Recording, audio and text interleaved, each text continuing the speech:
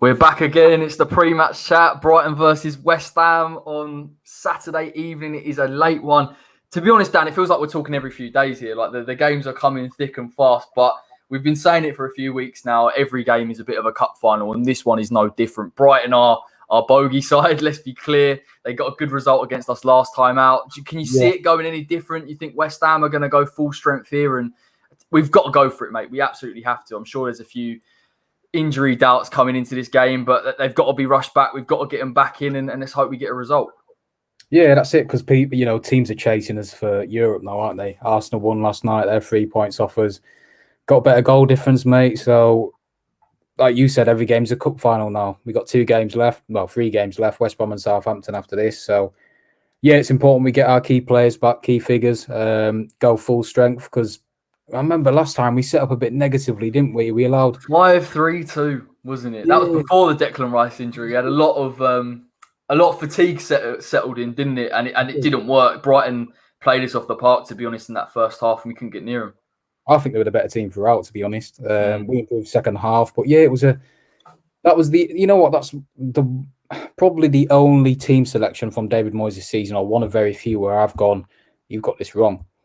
Because we played into their hands. They were the better team, to be honest, and we were lucky to get a point. But listen, we've moved on now. We've got Lingard as well. We've got better players. Our players have developed. We're a better team. So hopefully we can get our first win over them in the Premier League, because we've never beaten them in the Premier League. We've never beaten them. Really, I didn't know that. I should know that, but we need it. We need it, and I think that was the frustrating thing last time. It felt very negative. We didn't really compete. We did basically snatch a draw that we weren't really entitled to. Yeah. And like you say, obviously Lingard's now in the side. We've developed as a team generally. I think we've played multiple different formations. We're better on the ball, and we've seen that. Unfortunately, Manu Lanzini did get injured in the last game, but he has been part of that, particularly against Burnley. And obviously Declan Rice coming back in. That's it. I believe he'll start. That is a huge, huge plus. And I think for West Ham to try and compete in that midfield of Brighton's with someone like a Basuma, even a Pascal Gross, very technically sound players, you do need that double pivot of Rice and Souček. That's it. Yeah, it wasn't right to rush Rice back, because obviously he's got the Europes coming up. He's going to play a key part for Gareth Southgate's team, you would have thought. So, to save him for this game against the likes of Basuma, who, in my opinion, is probably one of the better centre midfielders in the Premier League. He can dominate games. So getting Rice back, allowing him to compete against him. Rice is irreplaceable to this team. So, having him back is a massive plus as well for Thomas Souček, because I don't think he's been quite the same player going forward when Rice has been out. So it allows him freedom as well. So, it's a plus on all sides, mate. I agree. I think Souček struggled slightly in terms of not having that license to get forward to break those lines. And I think West Ham have generally missed him in terms of his offensive output. And in a game like this, you look at a key man missing for Brighton is Lewis Dunk, who I think is massively underrated, if I'm honest. Brilliant in the air, threat from set pieces, organisation, and very decent on the ball as well. And I think West Ham have got an area there of Brighton's defence that we can target. So possibly trying to play a little bit more on the front foot and trying to use our aerial presences, particularly from corners and free kicks. That's it. Yeah, we need to. Brighton play a lot of possession-based football, which we'll talk about in a second. But the stats they do, they like to keep the ball. Graham Potter, I don't know if I've got his name. Has a big emphasis on possession-based football. He's seen that at Swansea. He's seen this season. They're just lacking an out-and-out goal scorer, a Danny Ings kind of player. If they had Danny Ings, they would definitely be top half, wouldn't they? Yeah, so many chances. Yeah, but we just need to learn from last time in the fact that we conceded 2 very sloppy goals, 2 soft goals that could have been avoided. Have a more attacking lineup and take the game to them. I know it doesn't suit us doing it that way, but if they play more possession-based football and they want to be on the front foot from the off, that suits us better going forward in terms of counter-attacking and exploiting them at the back, especially with Lewis Dunk out. So I think it will suit us down to the ground. I'm not even convinced we need to necessarily play an expansive style of football or even play a high line. I just think West Ham do need to commit enough men forward in those transitions. We didn't do it last time. We essentially had two men up front. One of them was Jarrod Bowen, Mark Noble in midfield. That lack of mobility that I think Brighton really benefited from. And you look at this West Ham side now with Declan Rice, we know can drive, Souček, Jesse Lingard, Jarrod Bowen, and Mikel Antonio. We've got multiple players now that we can try and expose that Brighton high line a little bit. And I know they've been a decent side this season, and they've been really. And to be fair to them, I do think they get back in that defensive shape really well. But West Ham, that's what we're good at. We're good at breaking those lines. We're good at getting in beyond them. We're good at using our mobility. Yeah, no, exactly. And, like the comments have alluded to, now is the best time to play them. They've got a long injury list. Mopai, Dunk, 2 key players. Tariq Lamptey as well, who's been really impressive. Solly March as well, played against us last time. He had a good game. So, these are all key figures for Brighton that are injured. So now is the best time to take advantage of that, use our attacking players, like you said, the multiple sources, the catalysts that we have in the team to hurt them, because they're safe now. They might take the foot off the gas, but at the same time, they might think, oh, the pressure's off us now, and the players might perform better. It might give them that freedom more. So we need to be wary of their talent as well. I know Morpai's out and he's their top goal scorer this season, but they've got, mad how he's their top goal scorer given how many chances. 8 goals. Can you believe that? No, I can't actually, to be honest. He's missed some sitters. Missed 11 big chances this season. He took his goal well last time out. I don't know if you remember, mate. It was like a poacher's finish, wasn't it? But if they had an out-and-out goal scorer, they'd be up there for me. Yeah, touch on this comment as well. I don't necessarily think we should be scared of Brighton. I think the way that their team works, how intelligent they are, they fill in for positions, they're really well coached is a slight concern. I actually think Danny Welbeck could be a problem in this game if Brighton do get into our final third and do start to threaten. I know people write him off. I know he's injury prone, but he is their most talented finisher. And to be honest, I think some of his movements in behind, his composure in front of goal could cause us some issues if we come into this game too complacent, because this will be interesting to see for these next 3 games. Who of these sides are on the beach? Because West Ham have still got stuff to play for. We don't know whether having the pressure off the likes of a Southampton or a Brighton in particular with the football that they play might benefit them. And we can't afford to be too complacent going into these type of games. No, exactly. And you touched on Welbeck there. You remember his goal against Leeds where he turned on a sixpence. It's a gorgeous goal. It's an absolute gorgeous goal. Yeah, he took that down really well. And he's, like you said, he's always had that natural instinct. At United or Arsenal, he's always, his injuries have got the better of him through his career, but he's always had that poacher's instinct, that predator's instinct, and he is a good player. And if we lose concentration and he's, got some good movement, like you said, then it'll cause us a few issues. The same with, I know you'll mention him in a minute, mate, because he's your best mate, but Trossard as well.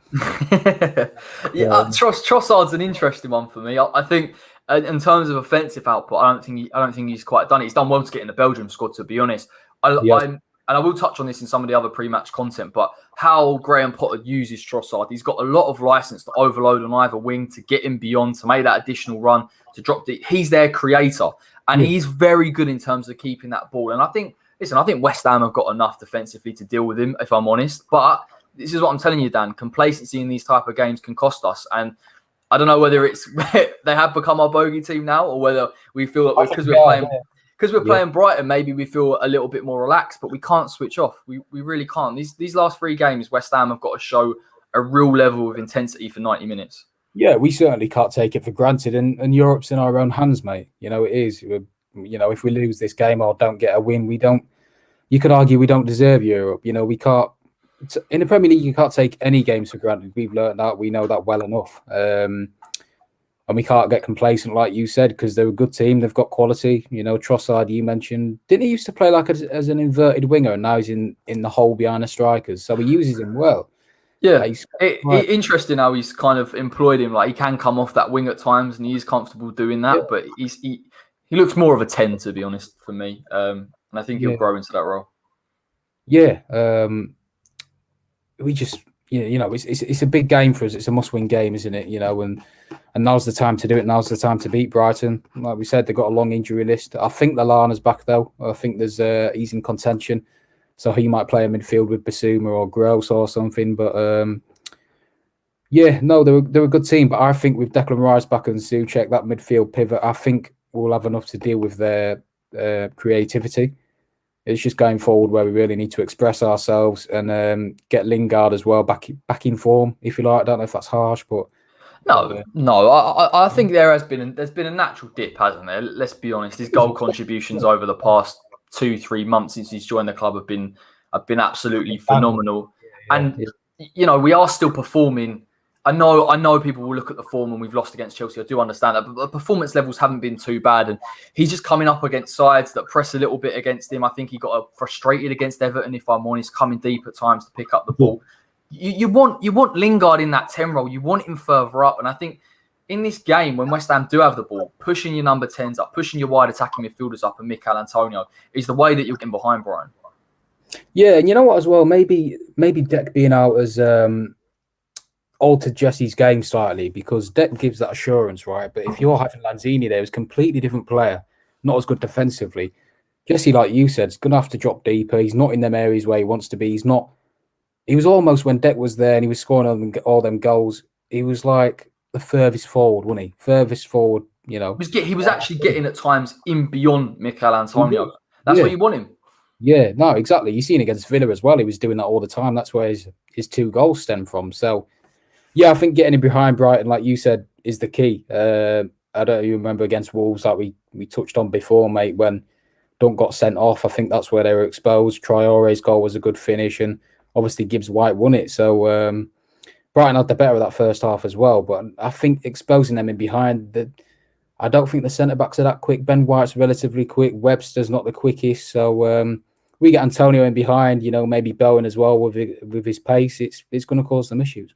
Yeah, there's opportunities in terms of high turnovers. We know Brighton will play a high line. We know that they'll split the centre-backs very wide to create a wide pitch. We also know that Ben White and Webster will try and get forward in times and step into the midfield. And that's where you're going to need a Declan Rice to go and try and win that ball, because it will give West Ham the opportunities.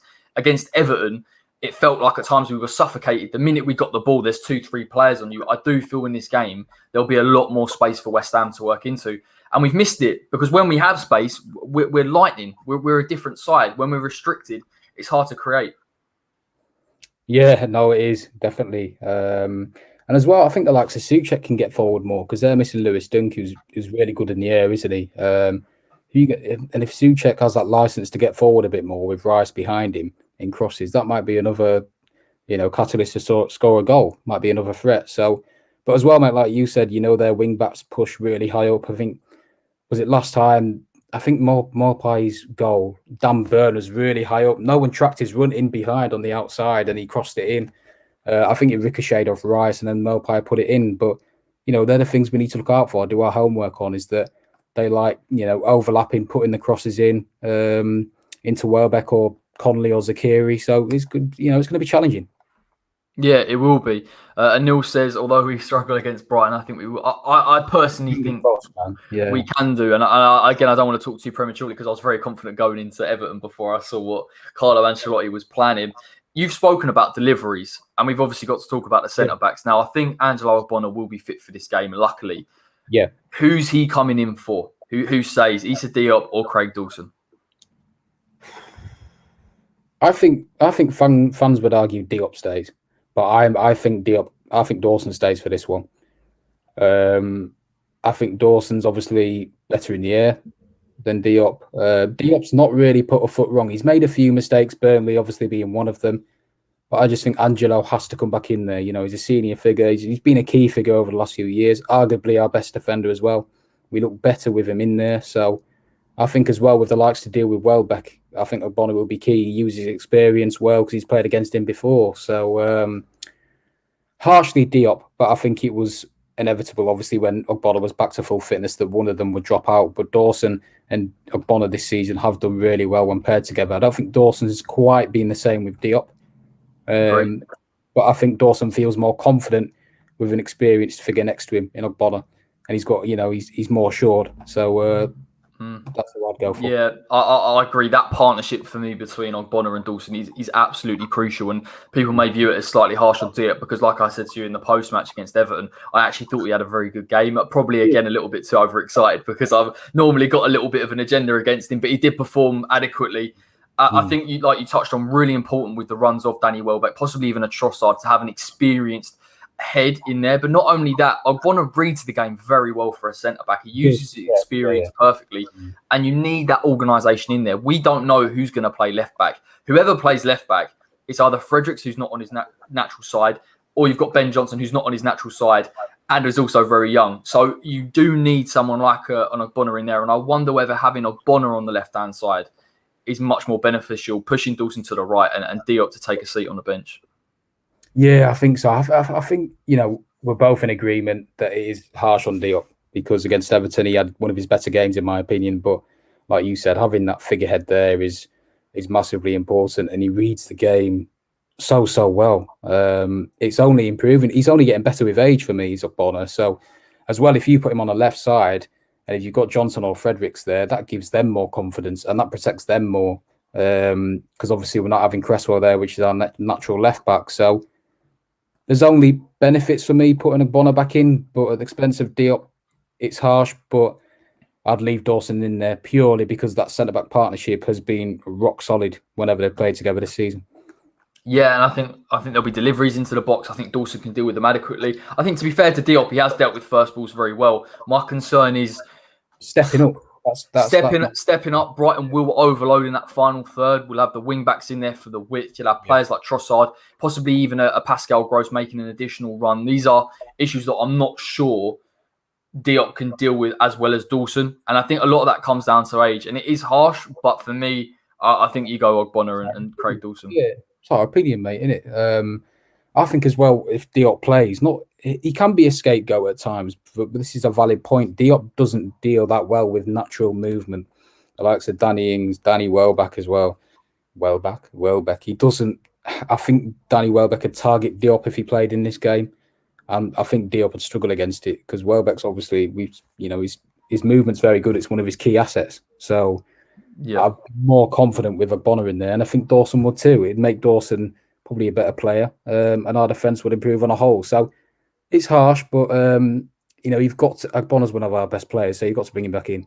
And I think that game against Everton probably suited Diop a little bit more in terms of having that one-to-one battle with Richarlison. That Richarlison occasionally got the best of him, but his job was really minimalised in terms of winning that first ball and pressing high and being aggressive and using his physical attributes. This game, for me, there's gonna be a little bit more involved. We know Brighton, in terms of tactically in that final third, are going to offer different problems. So I think me and you are both settled on the centre-backs. Marcus, or even Anthony, says in the comment section, didn't Moyes say that Cress only has a dead leg and should be okay? In which case, he'd have to start. I haven't seen much on Cresswell. I think they're keeping it quiet, but if he does, you bring him straight back in. No-brainer, isn't it? You've got to have him in there for the set pieces as well. And when he's come back into the side, we have looked better, definitely going forward.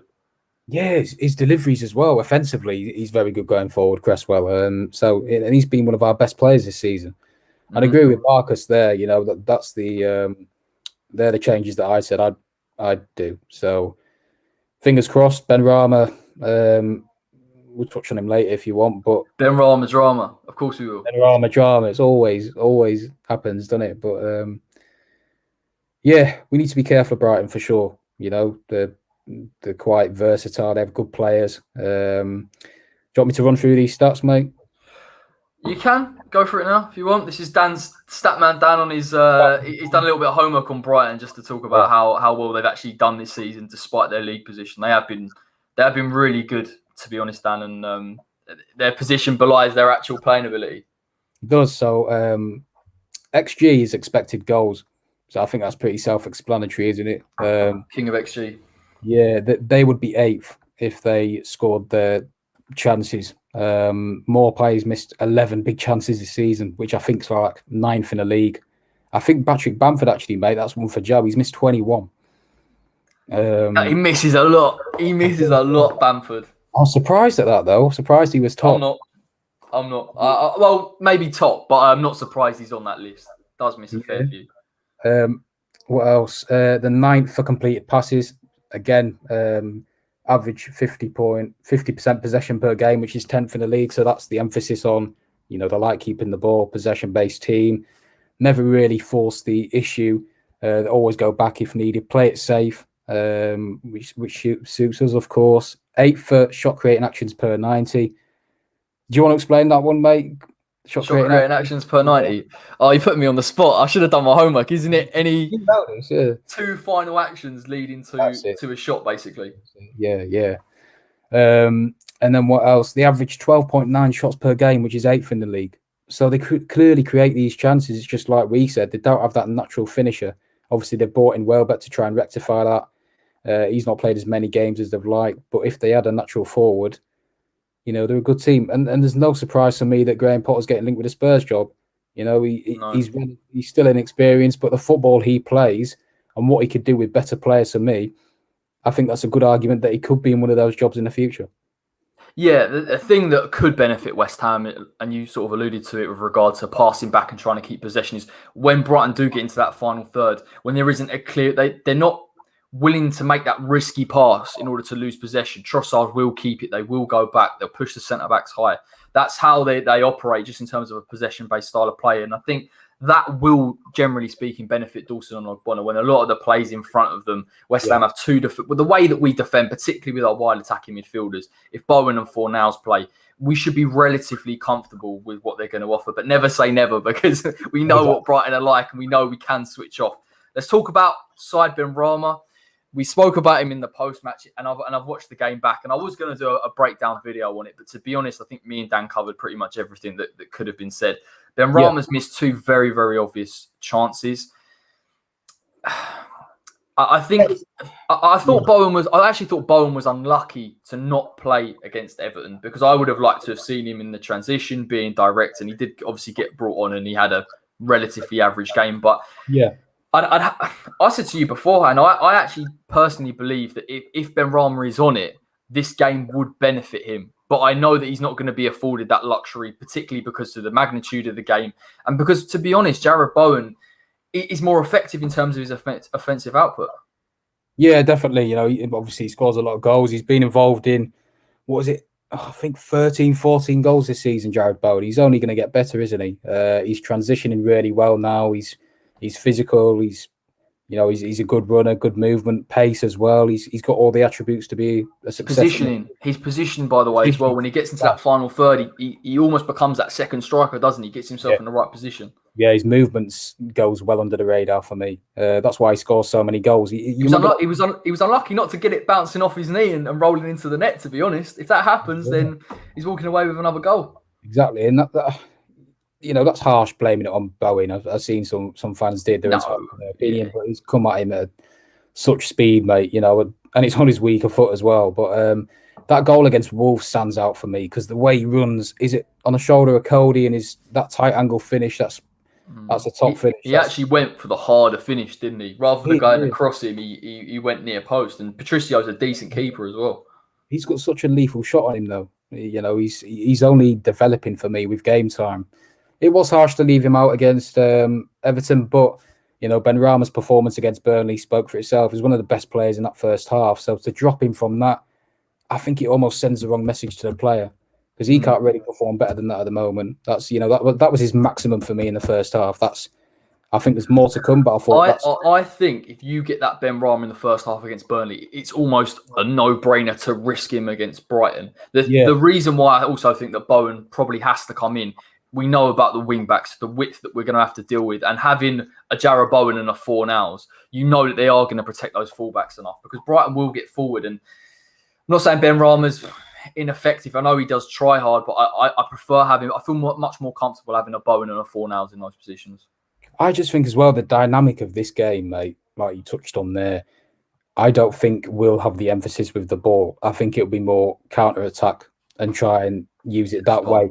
And I think Jarrod Bowen causes Dan Burns a lot of problems in this game with his movement and his pace. Dan Burns is not the quickest. He's got good recoveries, but you get Jarrod Bowen on him on the right, cutting inside, or even on the other side, perhaps, or maybe just off Antonio, maybe in a triangle with Antonio, Bowen and Lingard. I think that's causing a lot of issues.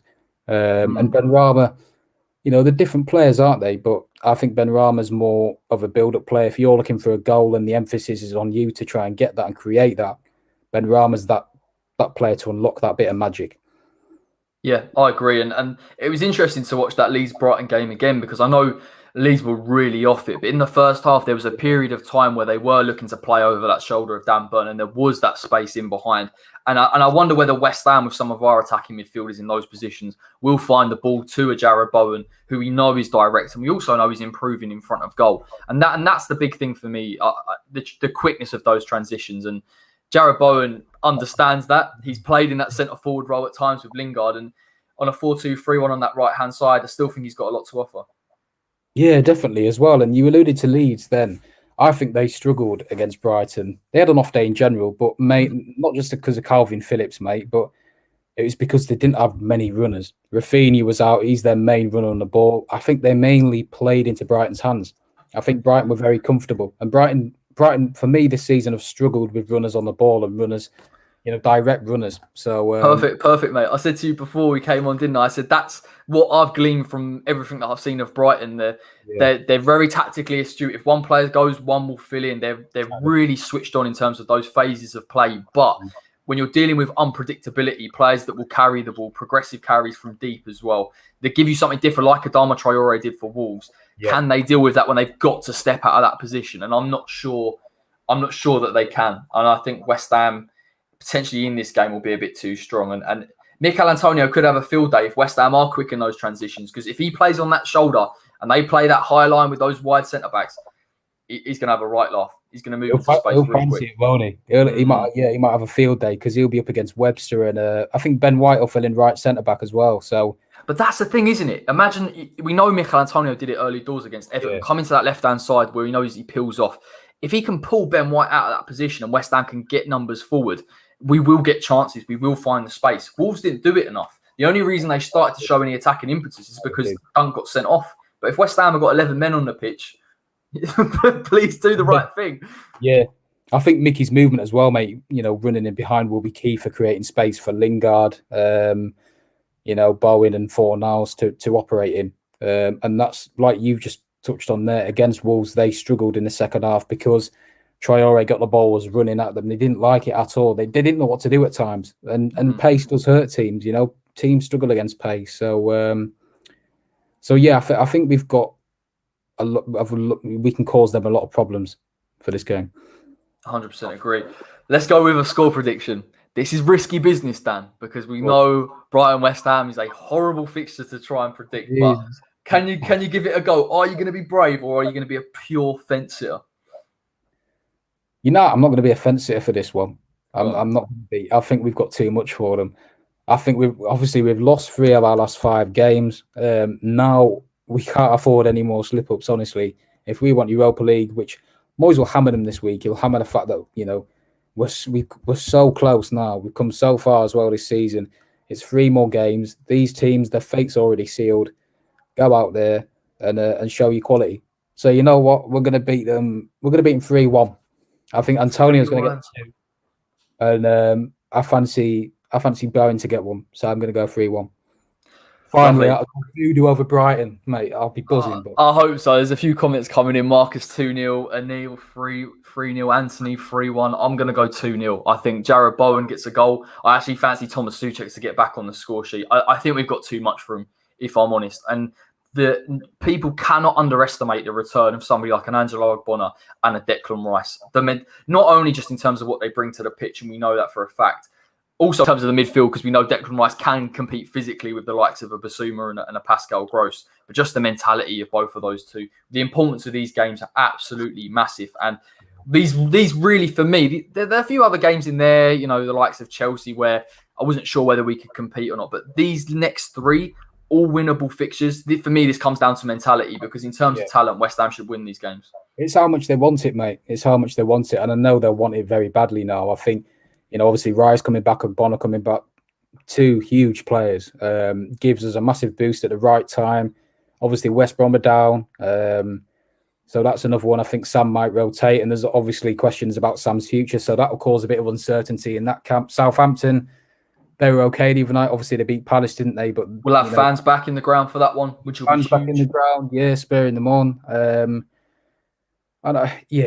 I think if we win our last 3 games, that's the most we can do. That's our maximum, and we've done our job. But if we slip up in any of these games, we'll look back at it as a massive regret if we miss out on Europa and think these games were there for the taking. We just didn't go for it enough. So the emphasis on Moyes is on Moyes to go for it, put an attacking team out, and take the game to these teams, because they're all, like you said, we can beat them all and put some goals past these teams. Yeah, let's not walk away with regret from this season. We've been so fantastic for the majority of it. And there has been natural downs, but there's been so many ups. And I feel that irrespective, there'll be so many question marks regarding the summer transfers, everything. But the players just focus on these next 3 games, and they know that they've got the ability to go and beat these teams. And listen, if we win all 3 games, for me, that's enough to secure Europa League. And that's the main thing at this stage. If for whatever reason, I don't think Chelsea will bottle it, if I'm honest. I do think they'll get top 4. No, we can only do what we can do. And I've been saying this now for nearly 6-7 games. Win the next game and win the next game and see where it goes. But the players have to turn up for all 3. And if they do, we will get on a European tour. Reckon it's likely, Dan? Reckon it's dare to dream? Dare to dream with three games left to go? Dare to dream away at Fiorentina. I hope so, mate. But you're a West Ham fan, so natural doubts come into your head. You know, look at Liverpool's fixtures. Look at Arsenal's. They're all similar to ours. They're very favourable fixtures. So Arsenal? Arsenal, yeah. No, I can't believe they're up there with us now. You know, the 3 points off us, they've got better goal difference as well. I know, scary, isn't it? Scary. Yeah, but listen, we need to put a statement out there, and I think we can. I think we're more than capable of doing that. I just think all the players need to be bang on it. And, you know, they've been a credit this season. And I trust Moyes to do it. You know, I trust Moyes to pick the right team.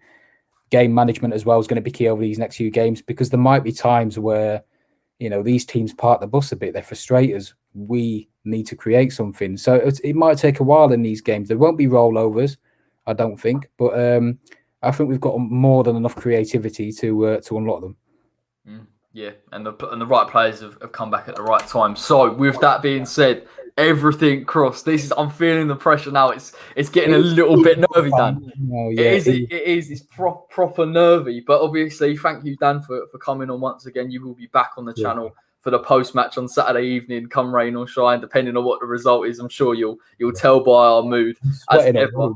Yeah, I'm already fearing it, mate. I'm already fearing it. Get the decaf on, get the kettle going, because I'm going to be sweating one out. But obviously, you're going to get my team that I want to see play against Brighton. And then we're going to talk a little bit like we have done tonight about what you can expect from Brighton. And those 2 videos will be out over the coming day. And naturally, that'll follow into the watch along, a really late one on a Saturday evening. So hopefully you've not all gone to the pub. It'll be 7:45. And we'll start with all the lineups, build up, and obviously match reaction. On Saturday, mate, it'd be beers or tears, won't it? No, in between. Beers or tears. That's what I'm going to call the watch along. Beers or tears, mate. Beers or tears, mate. Oh, jeez, but fingers crossed. Yeah, top man. Right, thank you everyone for watching. Drop a like on the stream if you did enjoy it. Subscribe to the West Ham Way if you're watching this and you're new. And we'll speak to you very shortly.